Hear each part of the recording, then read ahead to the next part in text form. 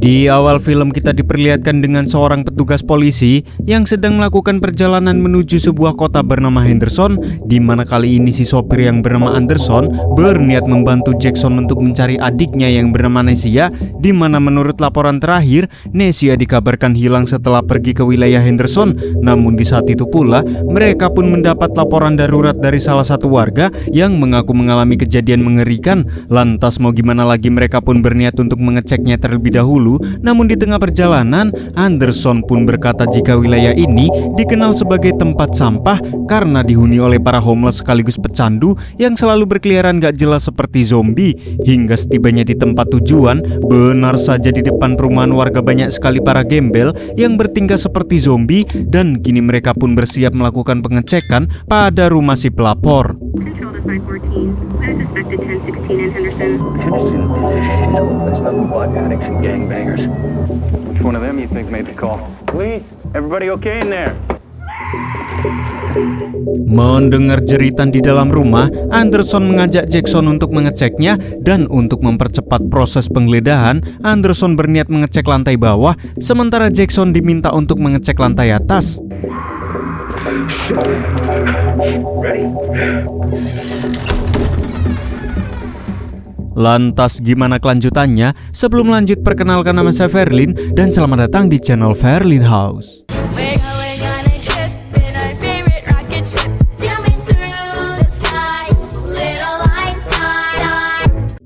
We don't have time.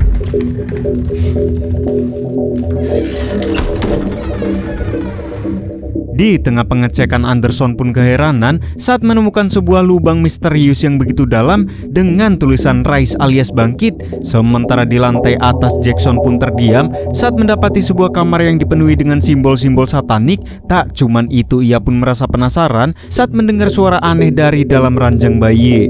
Jesus Christ.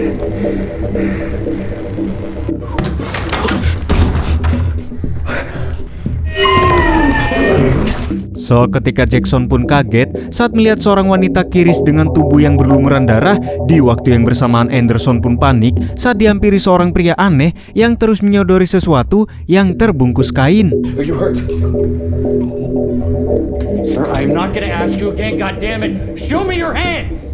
Setibanya di basement, seketika Jackson pun syok parah saat Anderson malah menghabisi seorang pria bersama bayi yang ia bawa. Dan di tengah kepanikan, Anderson pun beralasan jika ini hanyalah sebuah kecelakaan karena pria ini berusaha untuk menyerangnya. Kepanikan pun semakin menjadi saat aksinya diketahui oleh si cewek. I will not ask you again. He's holding a baby. Man, shit. Sesaat kemudian, Anderson meminta si cewek untuk tenang, di mana dia berusaha menjelaskan apa yang sebenarnya terjadi pada si pria tadi. Lantas sambil membawa pecahan botol AM, si cewek bernama Trixie pun berkata jika Anderson telah menggagalkan rencana sucinya. Anderson pun dianggap telah berhutang pada sosok bernama Underman. Lalu tiba-tiba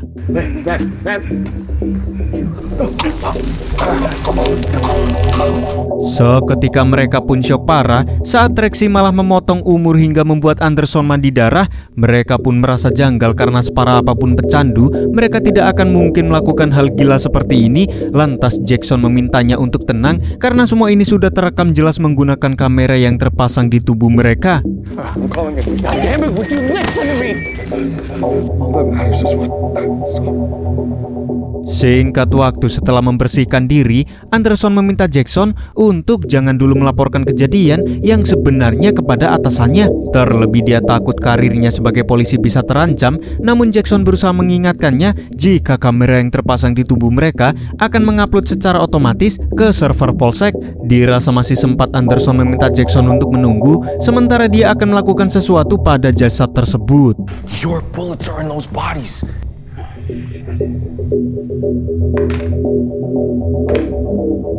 Sontak Jackson pun tak habis pikir dengan Anderson yang nekat mengeluarkan 2 peluru dari jasad tersebut hanya karena tak ingin diperkarakan. Padahal jika mereka melaporkan kejadian yang sebenarnya, pasti pihak polsek akan mengerti. Akan tetapi Anderson yang tidak ingin karirnya terancam langsung mengajak Jackson pergi menemui seseorang. Terlebih semua ini tidak akan terjadi jika Jackson tidak meminta bantuannya untuk mencari keberadaan Neisa. Doesn't matter. We need this shit gone fast. Singkat waktu, rupanya Anderson berniat menemui seorang hacker untuk membantunya menghapus bukti rekaman dalam server polsek. Dengan setelan pasien COVID-19, si hacker bernama Tuminah langsung melakukan tugasnya. You think this is gonna work? Just delete it and then his. Like we were never here. Show me your goddamn hands! Come on! Hey, sir! Namun setelah mengetahui Anderson berurusan dengan sekte Underman, Tuminah yang panik langsung kabur dan tak ingin ikut campur. Di tengah kebingungan, Anderson yang tak punya cara lain mengajak Jackson untuk kembali ke TKP guna menyembunyikan jasad Trixie dan suaminya. I can't help you. No, man. He owns you now. We gotta control this. What? We stick to the story. We checked in, we left. Sekembalinya ke TKP, mereka pun kaget parah saat jasad Trixie telah menghilang entah kemana. Tak cuman itu, mereka pun menemukan simbol aneh yang digambar dengan menggunakan darah. Dirasa ada sesuatu yang tidak beres, Jackson mengajak Anderson untuk pergi dari tempat ini. Oh, what the hell? She do that same shit at the house. Seketika Jackson pun heran saat melihat Anderson yang mendadak linglung dan mimisan. Melihat situasi yang semakin memburuk, Jackson langsung mengajak rekannya untuk menenangkan diri di rumah ibunya. Hey, you alright? We gotta get you to the hospital. Oh, come on. Namun di tengah perjalanan, Jackson pun heran dengan para warga bersama para gembel tiba-tiba berjajar menghalangi jalan. Saat Jackson meminta mereka untuk minggir, seorang pria bernama Tommy berkata jika dia dan para warga hanya ingin melihat seorang yang telah menggagalkan ritual pembangkitan Underman, di mana saat ini Anderson telah terkena kutukan karena telah mengganggu ritual suci di wilayah ini. Mereka pun memastikan jika Anderson yang sudah ditandai tidak akan bisa lolos dari kutukan tersebut. Get the fuck out of the way! Do you think you have any power here? Sesampainya di lokasi, ibu Jackson yang bernama Ellie merasa heran dengan putranya yang tiba-tiba datang dalam kondisi panik. Lantas Jackson langsung menceritakan apa yang sebenarnya terjadi. Dan ketika Jackson menceritakan apa yang mereka alami, di saat itu pula Anderson yang sedang menenangkan diri tiba-tiba merasa khawatir dengan keadaan istrinya. Apalagi saat ini istrinya sedang hamil besar, di mana dia takut mendapatkan karma dari apa yang telah ia lakukan. Hingga sesaat kemudian setelah mendengarkan cerita dari Jackson, Ellie langsung menanyakan kondisi Anderson saat ini. Namun baru saja menyentuh tangan Anderson, Ellie yang memiliki kemampuan Indomie langsung panik saat mengetahui Anderson dan keluarganya sedang dalam bahaya. Di tengah kepanikan, Ellie meminta Anderson dan keluarganya untuk segera pergi sejauh mungkin. Hingga sesaat kemudian, Anderson yang khawatir dengan istrinya bergegas pulang untuk memastikan kondisi istrinya. Get off my step, John, before someone sees you. I didn't have nowhere else to go. You got into an altercation with some... Man, need to be in the trenches. What was that? You need to go, Jerome. You need to get your friend. We gotta go. Namun sesampainya di rumah, dia pun panik saat rumahnya sudah ditandai oleh sekte penyembah Underman. Seketika mereka tak habis pikir saat Tuminah tiba-tiba sudah tersekap di kamar Anderson. Di saat itu pula Tuminah pun merasa kesal karena dirinya harus menanggung resiko setelah terlibat dengan masalah Anderson. Lalu tiba-tiba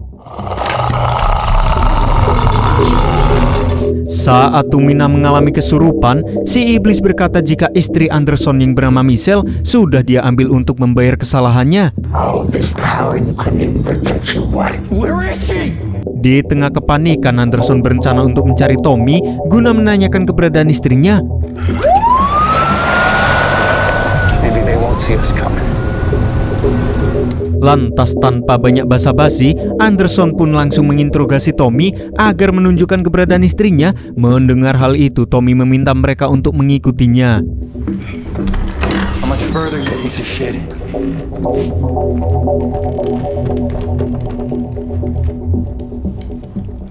Now! Where is she? Rupanya Tommy hanya berusaha mempermainkan kedua polisi ini, yang jelas saja hal itu membuat Anderson semakin bete. I don't know. And which one of us has a gun? Where? Setelah dihajar sampai benjol, Tommy berkata jika saat ini Michelle sudah dibawa oleh sosok Underman. Melihat Anderson semakin tak terkendali, Jackson berusaha untuk menenangkannya dan jangan membuat kebodohan yang sama. She's so mad at you. You took everything from her. You take something from us, we take something from you. Betapa syoknya Jackson saat rekannya ini malah menghabisi Tommy di depan kamera. Dirasa karir polisinya sudah tak bisa diselamatkan, Anderson yang syok terlihat mengurung diri di dalam WC. Entah apa yang sebenarnya terjadi, Anderson pun syok parah saat dirinya diteror oleh sosok Tracy sambil menggendong si bayi. Lantas Tracy berkata jika jiwa Anderson sudah tak bisa diselamatkan lagi karena dirinya malah menghabisi wadah untuk junjungannya. Setelah dilabrak sosok Tracy, Anderson yang kini linglung tiba-tiba saja mendengar suara istrinya dari arah rooftop.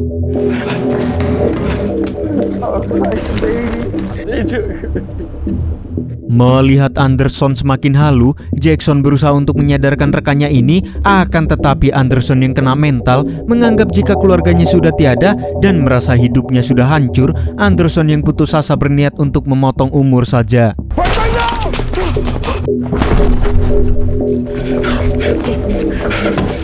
Betapa syoknya Jackson saat melihat Tommy yang sudah tewas di headshot kini kembali hidup seperti zombie. Dan setelah Anderson tewas, Tommy berkata jika saat ini giliran Jackson dan keluarganya yang akan mati.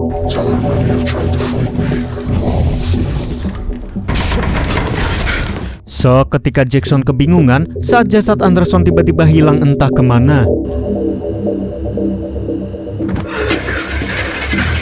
Di tengah pelarian, Jackson pun heran dengan suasana kota yang tiba-tiba mengalami pemadaman listrik.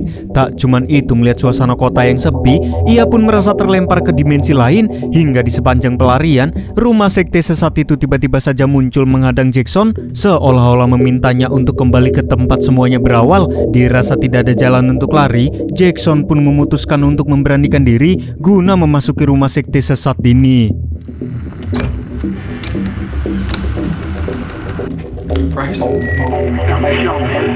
Baru saja masuk, Jackson langsung mendapatkan bisikan misterius yang menyuruhnya untuk memasuki lubang yang berada di basement.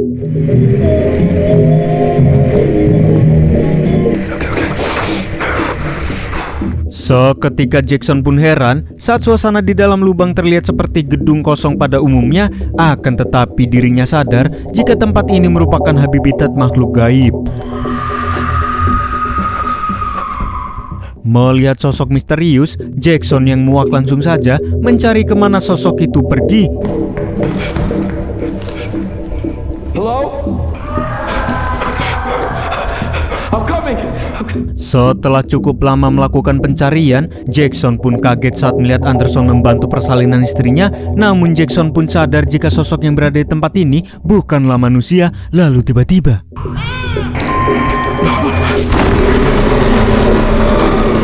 seketika Jackson pun langsung ngacir setelah melihat kemunculan sosok Underman yang terlihat seperti monster. Sungguh melas, pelarian Jackson pun harus terhenti saat dirinya malah berada di lorong yang buntu. Di tengah kepanikan, seketika Jackson pun syok parah saat menyadari jika adiknya yang selama ini dia cari ternyata sudah menjadi korban penumbalan dari sekte Underman. Kemudian Neisha mengajak kakaknya untuk ikut menyembah Underman supaya bisa bersama lagi selamanya. Malang sekali, Jackson yang gagal kabur harus tertangkap oleh iblis Underman. It's just up here. Singkat waktu setelah mengetahui putranya dalam bahaya, Ellie meminta bantuan untuk mencari keberadaan Jackson. Hingga sesampainya di TKP, mereka pun langsung melakukan pencarian. Ma'am, please. Ma'am. Jackson, you down here? Melihat Jackson yang gelongok di depan lubang, Ellie langsung menanyakan apa yang terjadi. Baby, I found you.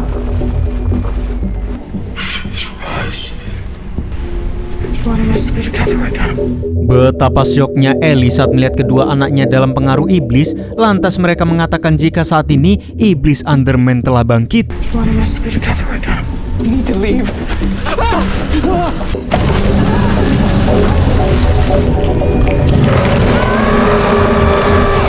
Tamat. Jadi bro, gimana? Apa kalian tertarik untuk menonton film ini secara langsung?